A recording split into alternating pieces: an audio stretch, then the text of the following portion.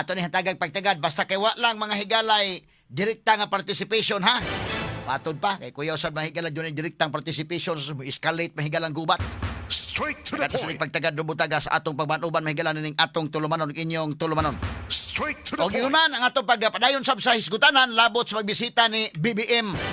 Didto mahigala sa New York working visit kuno kini didto mahigala sa New York kay tuwa dito mahigala ang United Nations sa iyang working visit ato sa nitagag pagtagad kay gisugat og dakong protesta. Ingon ka mahigala asa man ibutang sa BBM nga ara sa atong nasod dunay protesta. Pag-abot ito sa Amerika giprotestahan gyapon.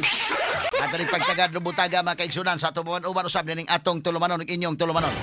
Kini guban pang mga iskutanan nyo mabati, exclusive over DYHP RMN Cebu. 612 sa dial sa inyong mga radyo sa 93.9 IFM.